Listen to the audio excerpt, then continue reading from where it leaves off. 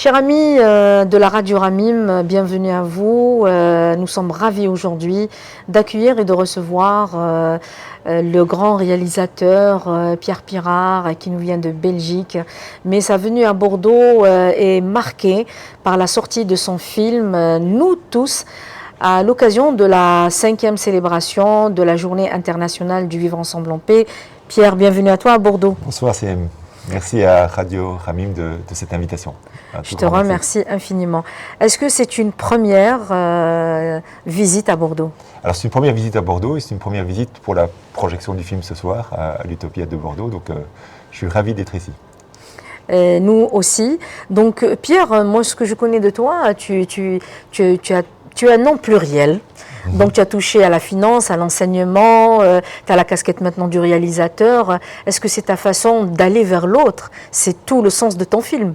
Oui, effectivement, je suis allé vers divers métiers et c'est vrai que pendant 20 ans, 25 ans, j'ai géré des entreprises et puis à un certain moment, voilà, il y a eu un appel différent d'une passion qui était l'enseignement et je me suis tourné vers l'enseignement, en allant enseigner dans des écoles qu'on appelle dites difficiles en Belgique, dans des écoles professionnelles. Et j'ai adoré le métier d'enseignant, le contact avec les jeunes. Et puis j'ai rencontré aussi un public que je ne connaissais pas. 97% des jeunes étaient issus de l'immigration maghrébine. Des jeunes que j'appelle souvent des diamants bruts, qui ne demandaient qu'à éclore. Oui. Et ce métier, ça m'a passionné d'enseigner. Mais j'ai aussi rencontré le fait que dans notre ville, comme Bruxelles, les gens de quartiers, de communautés différentes ne se fréquentent pas, ne se parlent pas et ont beaucoup de préjugés, beaucoup d'a priori les uns sur les autres. À un certain moment, je me suis dit, tiens, qu'est-ce qu'on pourrait faire pour essayer de rapprocher les gens? Et d'où l'idée du documentaire. Du documentaire. Voilà. Le documentaire est né en 2018 et 2019 Voilà, tout à fait. Donc là, le documentaire est né en fait très précisément le 22 mars 2016, parce que j'étais présent sur les attentats de Malbec à Bruxelles. Et c'est là où je me suis rendu compte que la haine de l'autre pouvait tuer. Et quand on se rend compte de cette possibilité, on s'est dit, mais qu'est-ce qu'on peut faire en tant que citoyen pour montrer qu'il y a une autre voie possible que simplement cette haine de l'autre ou cette peur de l'autre. Et à la même période, j'étais très fort impliqué dans un petit village au Sénégal qui s'appelle Palmarin. Et dans ce village, je croisais des gens qui s'appelaient Pierre Moustapha ou Fatima Marie. Et oui, les deux prénoms. Ah ben voilà, et je lui ai dit, mais tu es Pierre ou tu es Moustapha? Oui. Il me dit, ah ben chez nous, on fait tout ensemble, etc. etc. Et donc, je me dis, bon, comment ça se fait qu'eux, ils y arrivent et nous, on n'y arrive pas? Et donc, voilà, c'est à cette période-là, vers 2017, que l'idée du documentaire a commencé à germer, de se dire, montrons des histoires inspirantes de gens qui ont fait le pas vers l'autre et montrons qu'il y a une autre voie possible à un monde multiculturel et néanmoins harmonieux. Voilà. Mais tout à fait. Dans le film, moi je l'ai vu, j'ai eu la chance de le voir lors d'une projection à Nice. Le film est en 4 chapitres. Et donc ces 4 chapitres, pourquoi pas 5, pourquoi pas 6, pourquoi 4 déjà? Et cette sélection de ces personnalités ou des personnages, comment ça a été ciblé, comment ça a été choisi? Tu peux nous en parler un petit peu? Alors d'abord, je vais répondre à la deuxième question. Comment choisir les pays, comment choisir les protagonistes? Il y a un travail de journaliste qui se fait à la base, et donc ça prend beaucoup de mois d'identifier d'abord les pays. J'avais une liste de 25 pays. Oui. Certains pays, je n'ai pas eu les autorisations d'aller tourner. Je ne vais pas citer lesquels. On n'a pas besoin de savoir pour l'instant. Et puis à un certain moment, je me suis orienté vers des pays qui avaient connu des situations de conflit entre gens de confessions différentes, tels que la Bosnie, le Liban, l'Indonésie, puis des pays qui étaient en situation de paix, le Sénégal ou les États-Unis. Et puis une fois qu'on a identifié les pays, il faut identifier les protagonistes. Et là aussi, on recherche sur Google des histoires inspirantes. Et je dis souvent que maintenant, grâce à WhatsApp ou d'autres instruments, on parvient très rapidement à parler bosnien, indonésien, arabe, etc. Oui. Et donc à communiquer avec les personnes, leur décrire ce qu'on a envie de faire. Et puis je suis parti une première fois les rencontrer en 2018 avec juste un autre caméraman, et on est parti à 2. Et on est revenu avec 31 histoires. 31. Et de ces 31-là, il a fallu faire un choix, ce qui est un choix difficile. Sélection. Une sélection, c'est difficile. Et puis on est retourné en 2019, retourner les 8 histoires qu'on a filmées et qu'on a pris dans la sélection finale du film. Quoi. Donc on peut le dire, hein, tu as choisi le Sénégal, la Bosnie, les États-Unis, l'Indonésie, le Liban. L'Indonésie et le Liban. Oui. Alors on a filmé dans un 6e pays qui est le Tatarstan, qui qui est une des républiques de Russie, mais qui au moment du montage est passé malheureusement à la trappe. Alors il y avait de très belles histoires au Tatarstan, mais ça n'a rajouté rien au film. Donc voilà, on a dû faire une croix sur ce pays-là. Voilà. Tout à fait. Dans le film, il y a une histoire, c'est l'histoire de Kamel. Ce pardon particulier dans l'histoire de Kamel. Tu as eu des retours, je présume. Il y a des gens, il y a eu des réactions. C'est une histoire fabuleuse. Oui, Kemal, effectivement, c'est une histoire qui frappe assez fort parce qu'effectivement, c'est l'histoire il était un jeune homme à l'époque de la guerre de Bosnie, en 92. Il a été interné dans les camps de concentration serbes, torturé. Et puis, il parvient à partir en exil en Angleterre, où il reste pendant 16 ans. Et il fait tout un travail de psychanalyse pour apprendre le pardon. Mais ça prend 16 ans pour apprendre à pardonner. Il revient dans son village, il retrouve une des personnes qui avait été son bureau et qui avait été aussi son enseignant. Et il parvient à lui pardonner. Et Kemal est en train de construire pour l'instant un centre pour la paix où les jeunes bosniaques, serbes et croates se retrouvent pour faire du théâtre ensemble. Voilà. C'est génial, c'est magnifique. Une très belle histoire. On va laisser les amis de la radio Ramim juste pour découvrir ce film ce soir déjà à l'Utopia, à Bordeaux. Hier, c'était à Toulouse, c'était à Pau, et là, il y a une grande tournée pour toi dans la Nouvelle-Aquitaine. Voilà, c'est beaucoup de plaisir. La Nouvelle-Aquitaine a fait un travail fantastique, parce qu'après, je pars à Limoges, à La Rochelle. À La Rochelle, voilà. Donc, tout à fait. Ce film s'inscrit cette année pour la célébration de la Journée internationale du vivre ensemble en paix, dans sa 5e édition. Comment se sont faites les choses pour que ce film arrive? Et je suis consciente, moi j'ai vu qu'il y a plus de 400 partenaires, 53 ou 54 pays. Comment est venu tout ça? Parce qu'il prend de l'ampleur, ça devient international. C'est d'abord l'histoire d'une rencontre. Donc j'ai eu la chance de rencontrer le cher Bentounès aux environs du mois d'octobre. Je ne sais plus très bien comment on s'est rencontrés. Il faut dire que le cher Khaled Bentounès est l'initiateur de la Journée internationale du vivre ensemble en paix. Absolument, d'une personnalité importante. Je crois qu'il avait vu le film et c'est vrai que les valeurs prônées par cette Journée internationale du vivre ensemble en paix, qui sont les valeurs de solidarité, de paix, d'inclusion, sont les valeurs aussi qui sont reprises dans le film. Et donc très rapidement on s'est dit, tiens, il y a quelque chose à faire ensemble, et d'où l'idée de créer un partenariat autour de la JVEP 2022 et de se dire, tiens, on va utiliser le film comme un outil de diffusion de la JVEP, mais le film n'est pas une fin en soi, le film n'est juste qu'un outil. Je crois que la fin en soi, c'est que les gens s'approprient la JVEP et signent la Déclaration universelle du vivre ensemble en paix, qui est un élément important de cette JVEP. Voilà. Tout à fait, absolument. Et donc le film, il y a plusieurs partenaires, donc tu confirmes qu'il y a plusieurs pays qui sont des ONG, des associations. C'est quel type de partenaires que tu as eu Il y a, comme tu le dis, maintenant je crois qu'on est à 450 partenaires dans plus de 52, 53 pays. Le film maintenant est traduit dans 12 ou 13 langues pour permettre à la plus vaste majorité...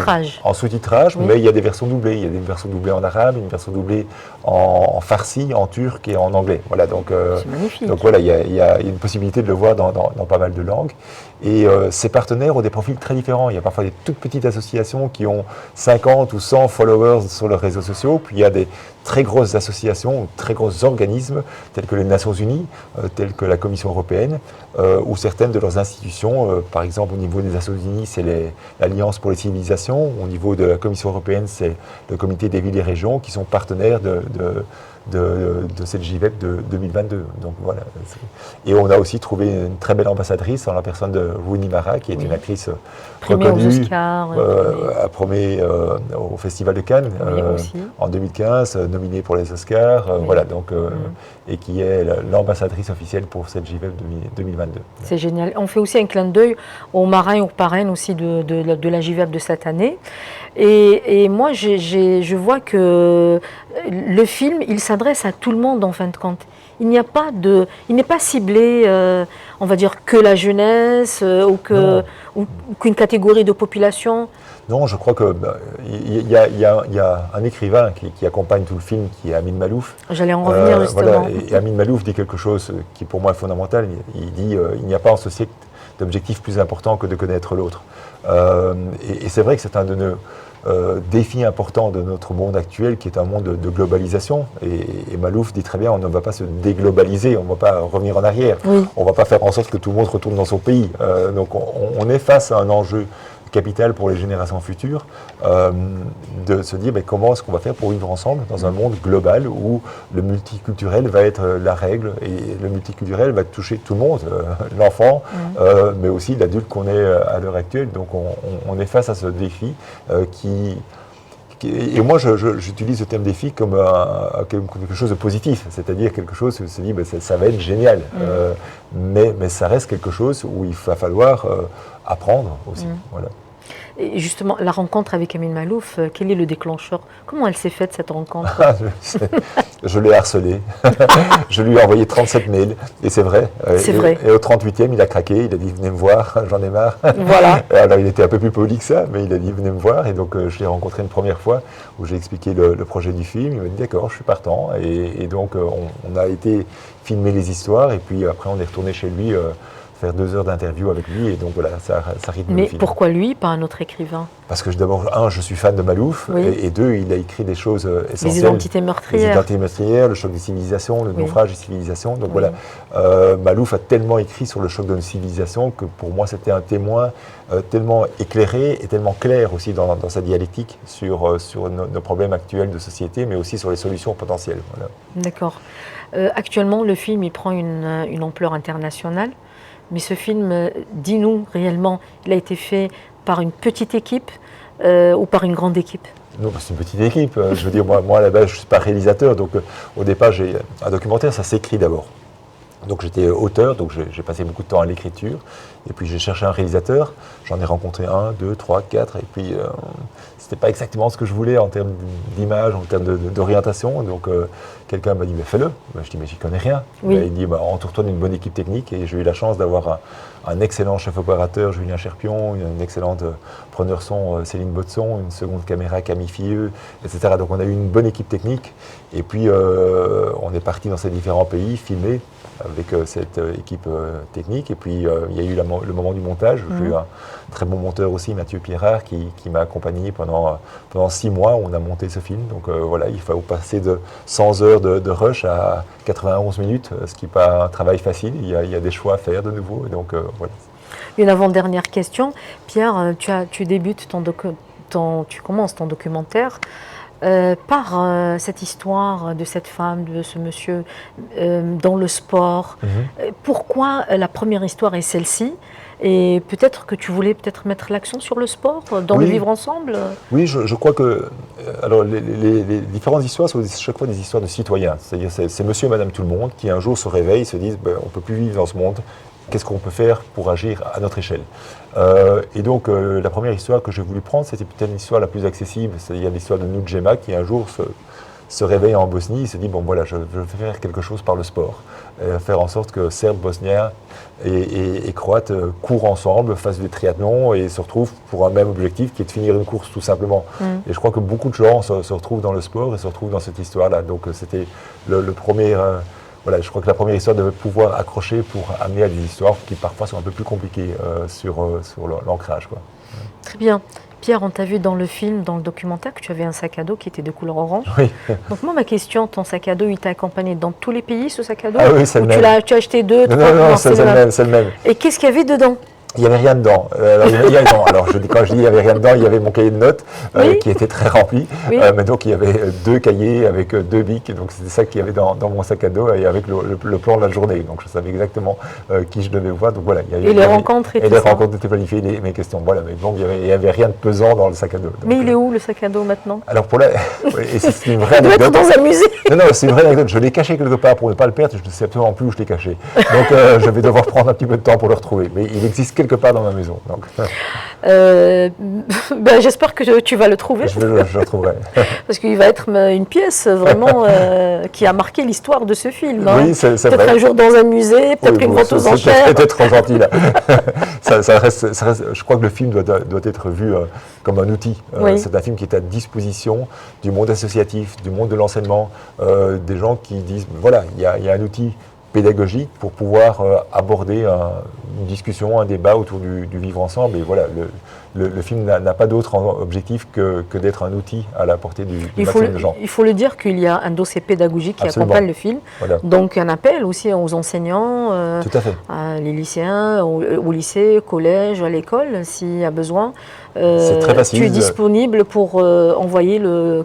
C'est même plus simple. On va sur le site du film, www.noustous-lefilm.com, et on télécharge le dossier. Voilà, donc, pédagogique. Voilà, il existe en 4 langues maintenant, donc en français, en espagnol, en arabe et en anglais. Donc c'est très facile d'avoir le dossier pédagogique et d'obtenir le film par la suite. On me contacte et c'est facile. Pierre, il y a un autre projet qui arrive ou pas? Parce que c'est ton premier documentaire. C'est mon premier documentaire, ce sera le seul. Est-ce que tu penses à faire? Non, j'ai fait un film dans ma vie parce qu'il y avait un message que je voulais faire passer. Et puis oui. voilà. Et je crois que mon épouse n'accepterait pas que je fasse un deuxième film. Ça a pris beaucoup de temps. Ça ferait beaucoup de temps, beaucoup d'énergie et beaucoup de place. Donc voilà, on va d'abord se reposer un petit peu, puis après on verra. La page est blanche pour l'instant. Tout à fait. Moi, je voulais te remercier pour de nous avoir accordé cette interview, de nous donner de ton temps. On te soutient, on est là. Radio Ramim a été à l'initiative au niveau de la Nouvelle-Aquitaine et ailleurs, dans quelques pays dans le monde, pour porter ton projet avec toi. Moi, je vais te laisser le mot de la fin de notre interview. Qu'est-ce que tu as à dire à nos auditeurs, nos amis? Moi, je crois qu'il y a une chose qu'on me demande souvent quand on me dit le mot de la fin, et je crois qu'il faut ouvrir les gens à la curiosité, tout simplement. S'il y a un mot, si les gens peuvent sortir du film en se disant « Tiens, je vais être un peu curieux de l'autre », c'est déjà ça de gagner. Donc soyons curieux, tout simplement. Soyons curieux. Voilà. Ça sera le mot de la fin. Ce sera le mot de la fin. Merci à toi. C'est moi qui te remercie. Je te dis au plaisir de te revoir, Pierre. Merci. Au revoir. Au revoir.